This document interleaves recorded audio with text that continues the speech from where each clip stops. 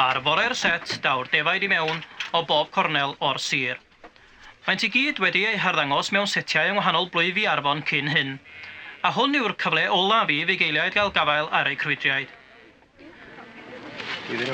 Beibl y bugail yw'r llyfr nodau, ond gan fod clustiau'r defaid hyn naill ai wedi'i rhwygo neu heb eu marcio o gwbl, nid mater hawdd ydy adnabod dafad.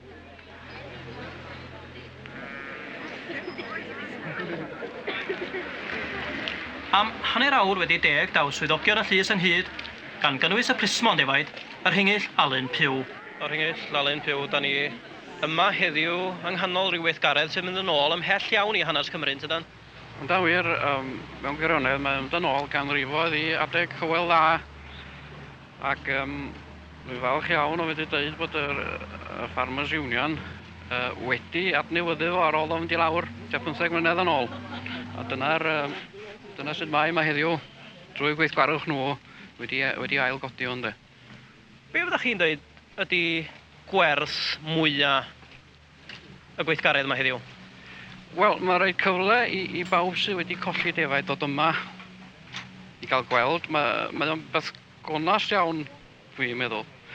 Mae defaid yn crwydro yn ofnadwy y lled o wlad ym mhob man. Dwi'n meddwl bod yna gymaint o hynny'n dod I mewn I fama. Ond mae'n dangos y rhai sy'n dŵad bod pobl yn darganfod bod gynnyn nhw bethau diarth ac yn trafferthu dod â nhw yma I warddangos nhw. Ia, mae ffermio mynyddig yn dibynnu ar onestrwydd a dweud y gwir yn tydi? O, yndi, mae o.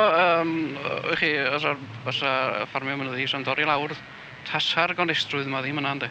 Ringill byw, newch chi mlaen, sylwch chi dda. Rwan, mae gwaith y bore ar ddechrau.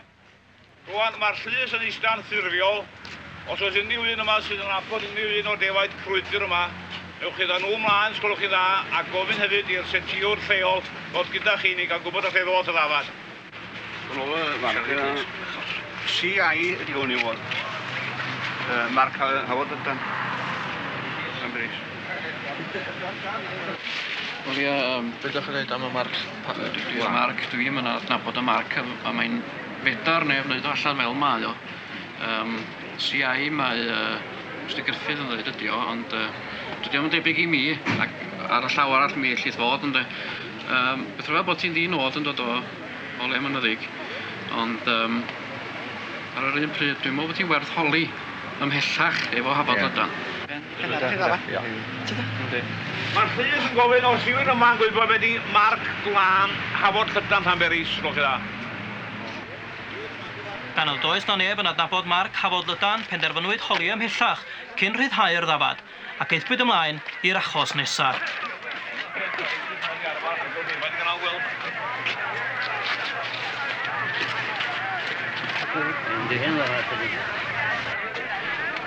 Tan y dde, te.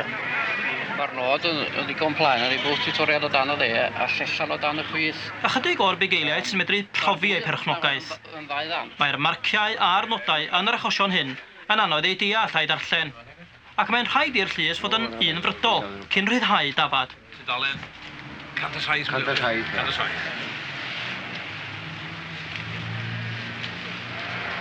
Ac ision ydi o de. Ie. Diom, bosib a diom yn dyfrach chi.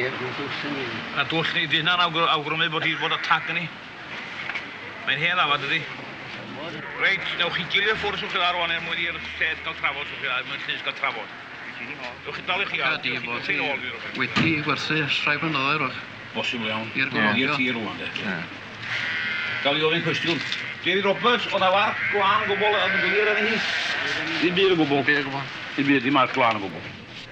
O'n i gion y llys, da chi nawr wedi dyfarnu sgwch chi dda ar y ddafad yma. Mae'r twll ychwanegol sydd yn y glys de. Yn wahardd I ni I lidio'r ddafad yma fel llys. Diolch yn fawr sydd yn ail sefyll hynny. A ni, ddwy ddafad orau I ddechrau mewn fo. Ar ddiwedd y dydd, fe werthir pob dafad sydd heb ei hawlio mewn ocsiwn, ac fe ddefnyddir yr arian I dalu'r costau yn y llys. £12 o £10 yn ymlaen. I'm doing a 5 pound, I'm doing a 5 down bid, I'm doing a 5, 20 by 20 by 20 by 40 by 40 by 60, half by 60. A peth olaf cyn rhyddhau'r defaid i ddwylo'r perchnogion newydd ydy ei marcio drachefn. Os byddent yn crwydro eto, mi fydd unrhyw gwestiwn ynglyn â'i perchnogaeth.